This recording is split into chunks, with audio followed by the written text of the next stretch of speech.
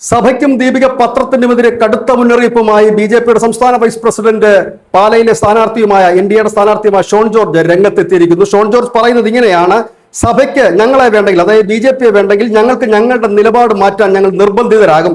FCR bill മാറ്റിവെച്ചത് ബി.ജെ.പിയുടെ സംസ്ഥാന ഘടകത്തിന്റെ സമ്മർദ്ദത്തിലാണ്. അതല്ലാതെ KCO ജോസ് കെ മാണിയോ സഭയ്ക്കൊന്നും ചെയ്തിട്ടില്ല എന്നുള്ള കാര്യം ഓർമ്മ വേണം.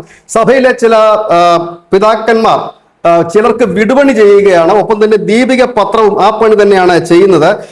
നിങ്ങൾക്ക് ഞങ്ങളെ ആവശ്യമില്ലെങ്കിൽ ഞങ്ങൾക്കും ആവശ്യമില്ല എന്ന് തുറന്നടിച്ചിരിക്കുകയാണ് ഷോൺ ജോർജ്. നമുക്കറിയാം, കഴിഞ്ഞ കുറെ കാലമായിട്ട് ഈ ഛത്തീസ്ഗഡിലെ വിഷയം ഉൾപ്പെടെയുള്ളത് ബി.ജെ.പിക്കുള്ളിൽ തന്നെ അമർഷം നുരഞ്ചു പൊന്തുമ്പോഴാണ്, അല്ലെങ്കിൽ സംഘപരിവാർ പ്രസ്ഥാനങ്ങൾ നുരഞ്ചു പൊന്തുമ്പോൾ തന്നെയാണ് ഈ ഷോൺ ജോർജും ഒപ്പം തന്നെ അനൂപ് ആന്റണിയും അടക്കമുള്ളവർ ഇടപെട്ട് അത്തരം ഉള്ള കാര്യങ്ങളിലൊക്കെ സഭയ്ക്ക് അനുകൂലമായ ഒരു നീക്കവും തീരുമാനങ്ങളൊക്കെ നടക്കുന്നു. പക്ഷെ തെരഞ്ഞെടുപ്പ് അടുത്തതോടുകൂടി ചില സഭാ പിതാക്കന്മാരൊക്കെ രംഗത്തെത്തുകയും പരസ്യമായി തന്നെ ബി.ജെ.പിക്കെതിരെ പ്രതികരിക്കുകയും അത്തരത്തിൽ പ്രവർത്തിക്കുകയും ഒക്കെ ചെയ്തിരിക്കുന്നു. ഇതിന്റെ ഒരു മറുപടി തന്നെയാണ് ഇപ്പോൾ ഷോൺ ജോർജ് നൽകിയിരിക്കുന്നത്. ഇവിടെ ശ്രദ്ധേയമായ ഒരു കാര്യം, ഈ പാലയായാലും പൂഞ്ഞാറായാലും ഒന്നും ക്രിസ്ത്യൻ സംഘടിതമായിട്ടുള്ള അല്ലെങ്കിൽ ക്രിസ്ത്യൻ ബഹുഭൂരിപക്ഷമുള്ള നിയമസഭാ മണ്ഡലങ്ങൾ വളരെ കുറവാണ്. അത്തരം മണ്ഡലങ്ങളൊന്നുമല്ല ഈ പൂഞ്ഞാറും പാലയും ഒക്കെ.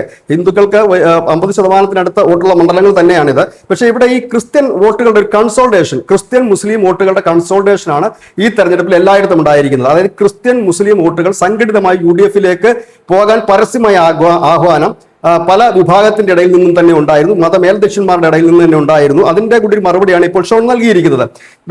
മറ്റൊരു കാര്യം, ഈ പാലയെ സംബന്ധിച്ച് പറഞ്ഞാൽ 25,000 വോട്ടുള്ള ഒരു നിയമസഭാ മണ്ഡലമാണ് പാല. അവിടെ ഇത്തവണ വലിയ രീതിയിലുള്ള വോട്ടിംഗ്, പ്രത്യേകിച്ച് ഹിന്ദു ഭൂരിപക്ഷ മേഖലകളിൽ വലിയ വോട്ടിംഗ് ആണ് നടന്നിരിക്കുന്നത്. ഇത് ഈ ഹിന്ദു ഭൂരിപക്ഷ മണ്ഡലങ്ങളിലെ വലിയ വോട്ടിംഗ് ഷോൺ ജോർജിന് അനുകൂലമായി തന്നെ മാറാനുള്ള സാധ്യതയുണ്ട്.